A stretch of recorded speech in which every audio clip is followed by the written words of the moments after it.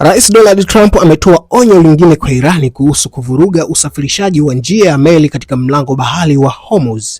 Nikinukuu, amesema ikiwa Irani itafanya chochote kinachozuia usafirishaji wa mafuta ndani ya mlango bahari wa Hormuz, itashambuliwa na Marekani mara 20 zaidi kuliko ilivyoshambuliwa hadi kufikia sasa. Trump alisema katika ujumbe wa mtandaoni, takribani 20% ya mafuta duniani hupita kwenye mlango bahari huo, na vita hivyo vimepunguza sana safari za usafirishaji mafuta baharini na kusababisha bei ya mafuta duniani kupanda.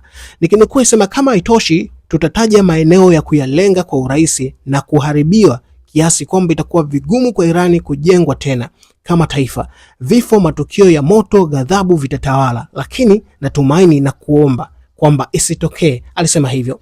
Baada ya kauli hiyo, wakati huo bei ya mafuta duniani ilishuka mapema Jumanne asubuhi barani Asia. Bei ilishuka kwa takribani 8.5 kwa pipa la US dola 92.50 au euro 68.85.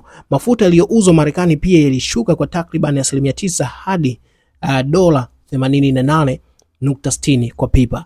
Bei bado ziko juu kwa takribani 30% kuliko ilivyokuwa mwanzoni mwa mzozo huo. Kushuka huko kunafuatia matamshi ya rais wa Marekani Donald Trump Jumatatu kwamba vita vitaisha hivi karibuni.